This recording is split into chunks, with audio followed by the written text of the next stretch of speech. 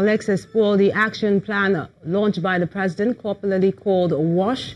To look at this issue and discuss this is the national president of the Association of Medical Officers of Health in Nigeria, Dr. Yahaya Disu. You're welcome to the news. Thank you very much. Now, what do you make of this decision to declare an emergency in this sector?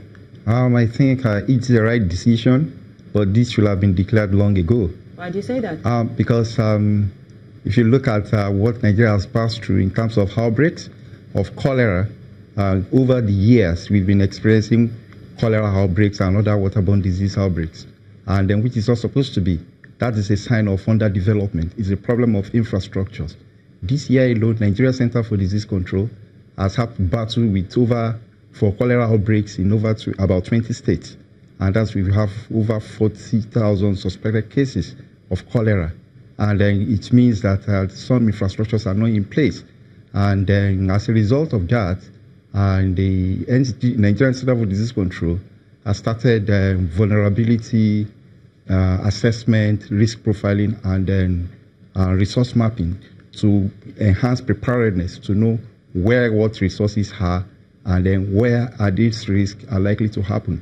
But with this declaration, it's going to prevent cholera from happening in the first place, so that the resources we have, we can administer it effectively for the few cases that will occur inevitably. Now, how would you describe the burden of inadequate water on the populace?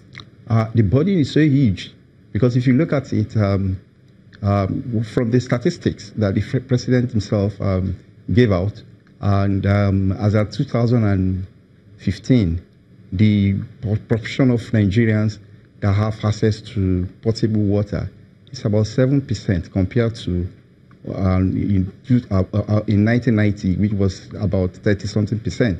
So, but if you actually look at it, and a large number of people even provide water. Yes, and then this has implication. Who tests this water that they use? Sometimes the mineral contents of the water are not suitable for our health. And in a situation where the state has failed in providing potable water, these are things that will happen. It's not enough for you to just even have sufficient water, but the water should be safely managed to prevent against communicable diseases or waterborne diseases. Now, what do you think the government can quickly do to improve the situation? What they need to do, essentially, we need states and the local government to cooperate with what the federal government has declared.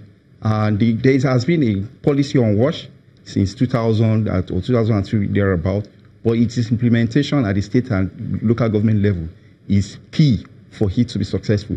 So there are short-term measures that they need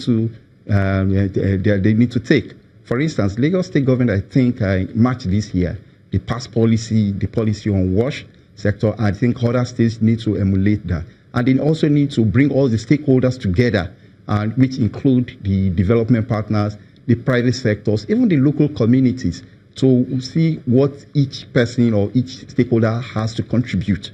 Because that is very key. Some will contribute capacity, some will contribute resources, efforts, and government needs to coordinate all this for us to have effective results. And then compliance is also key, because everybody needs to comply with this policy, and we also need to measure how we are performing, and government needs to communicate to every stakeholders how far we are going and what gaps. Dr. Yahaya Disu, I think that's a good place to leave it. Many thanks for speaking with us on the news. Thank you very much.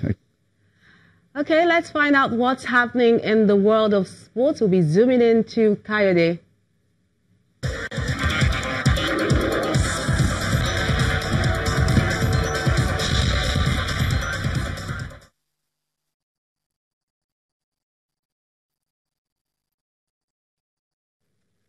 Thank you very much, Melinda. Welcome to Sports News. Enugu State has received the Torch of Unity for the 19th National Sports Festival, billed to start next month in Abuja. Governor Ifeanyi Ugwuanyi, while receiving the torch, said that his administration would ensure that athletes from the state performed creditably at the event. He has also appealed to the private sector and other stakeholders in the country to complement the efforts of government by investing more robustly in the sports sector. And we move quickly to the English Premier League. So Bamba's dramatic 90th minute strike has handed Cardiff a vital 2-1 win over 10-man Brighton at the Cardiff City Stadium. It is the Welsh club's second top flight victory of the season and are 19th on the log with 8 points from 12 league games.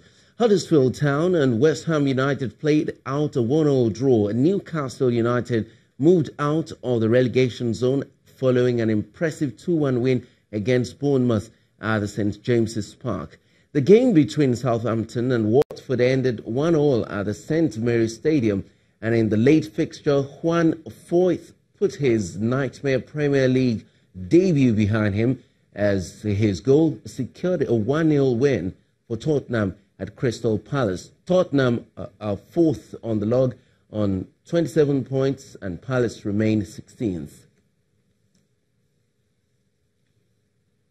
And Manchester City manager Pep Guardiola does not think Sunday's Manchester derby will define his team's campaign, but he's still keen on avoiding a repeat of last season's defeat by the Red Devils. Both teams are in good form, with 7th place United on a 3-game winning streak, and league leaders City have gone 11 games unbeaten in all competitions. He is looking forward to the battle, but believes the fixture has come too soon to have significant bearing on the title race.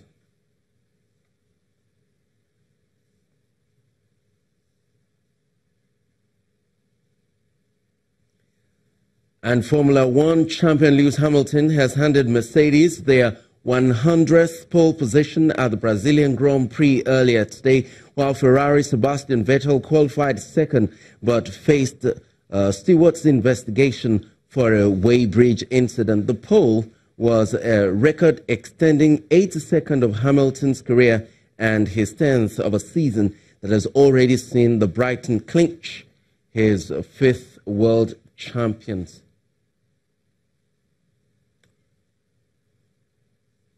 And that's all in sports news. Back to you, Melinda.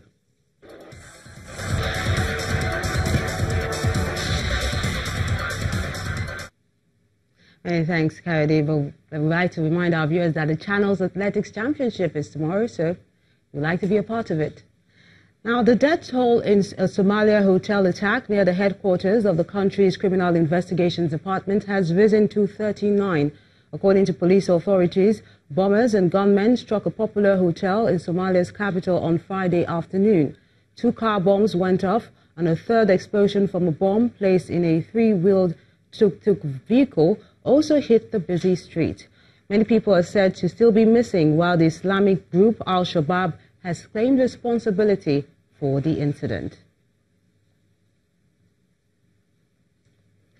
And U.S. President Donald Trump and French President Emmanuel Macron have agreed on the need for Europe to take greater responsibility for its defense spending. This comes after an earlier tweet by Mr. Trump that had described Macron's call for a European army as very insulting. And the main news again. President Buhari today visited a museum in Paris as he got set to join other world leaders to discuss ways of ensuring global peace at the Paris Peace Forum tomorrow. That's the news at 10 tonight. Thank you so much for watching. I'm Melinda Akimami.